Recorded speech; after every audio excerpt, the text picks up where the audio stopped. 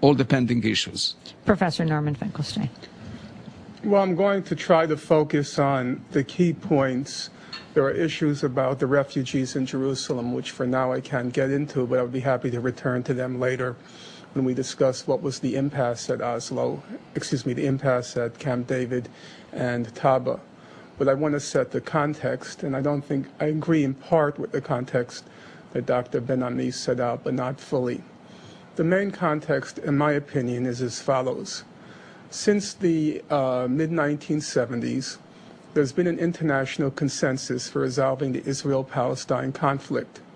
Most of your listeners will be familiar with it. It's called the two-state settlement. And the two-state settlement is pretty straightforward, uncomplicated.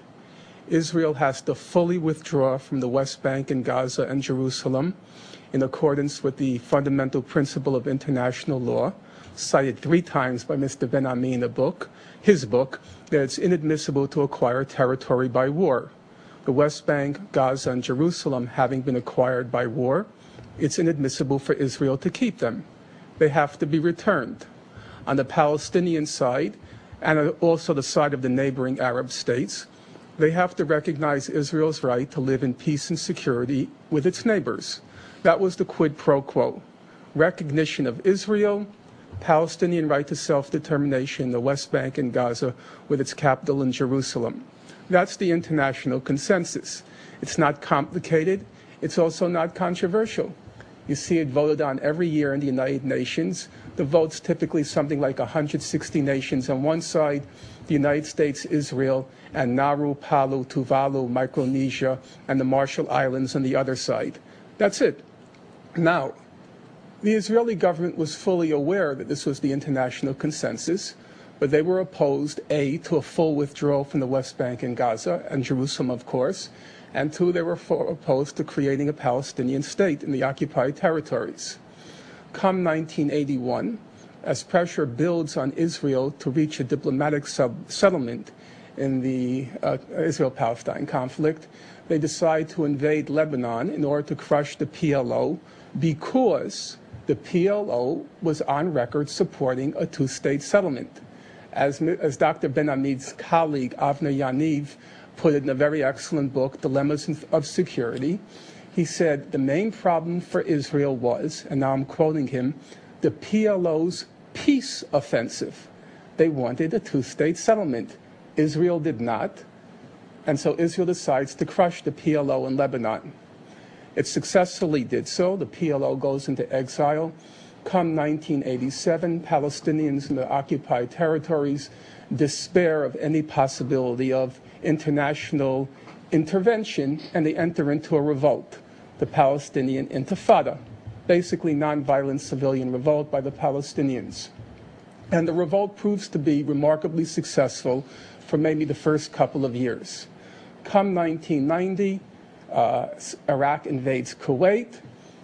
The PLO supports, ambiguously, but I think we fairly can say, and I agree with Dr. Ben-Ami on this, they lend support to Iraq. The war ends, Iraq defeated, and all the Gulf states cut off all of their money to the PLO. The PLO is going down the tubes.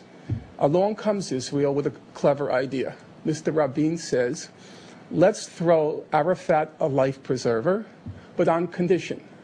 And Dr. Ben-Ami puts it excellently, that the PLO will be Israel's subcontractor and collaborator in the occupied territories, and now I'm quoting Dr. Ben-Ami, in order to suppress the genuinely democratic tendencies of the Palestinians. Now, it's true, exactly as Dr. Ben-Ami said, that Israel had 2 options after the Iraq War.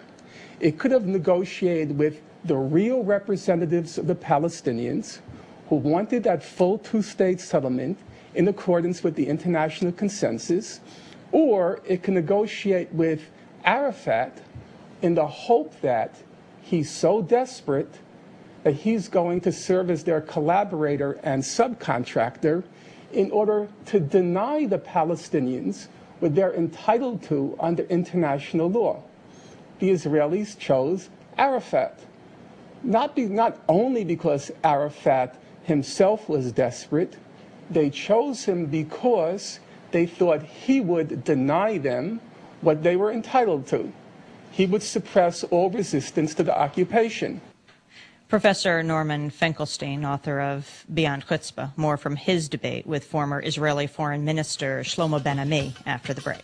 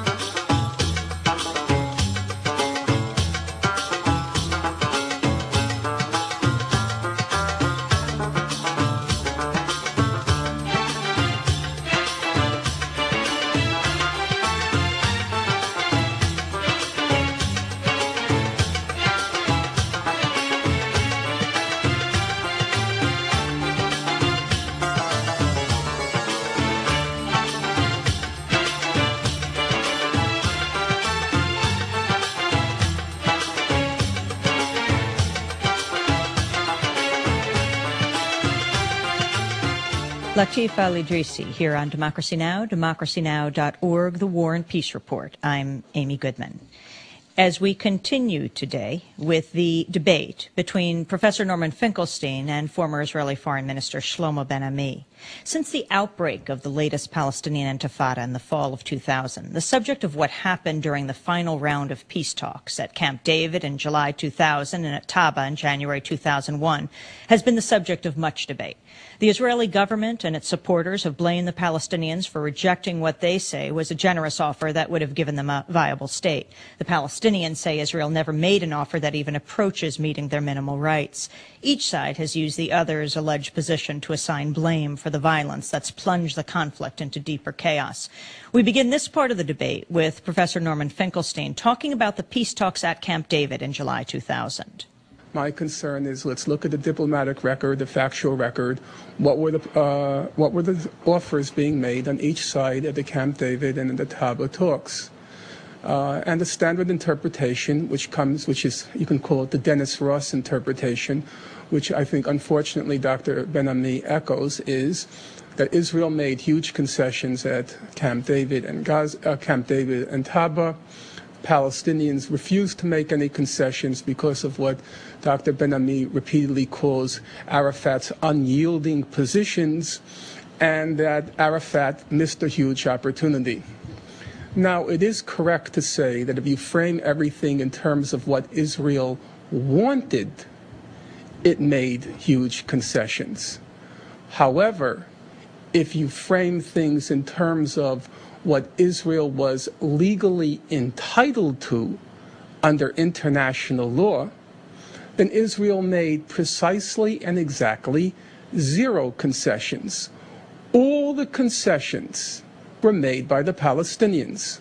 Briefly, because we don't have time, there were 4 key issues at Camp David and at Taba. Number 1, settlements. Number 2, borders. Number 3, Jerusalem. Number 4, refugees. Let's start with settlements. Under international law, there is no dispute, no controversy. Under Article 49 of the 4th Geneva Convention, it's illegal for any occupying country to transfer its population to occupied territories. All of the settlements are illegal under international law. No dispute. The World Court in July 2004 ruled that all the settlements are illegal. The Palestinians were willing to concede 50% of the Israeli settlements in the West Bank. That was a monumental concession, going well beyond anything that was demanded of them under international law.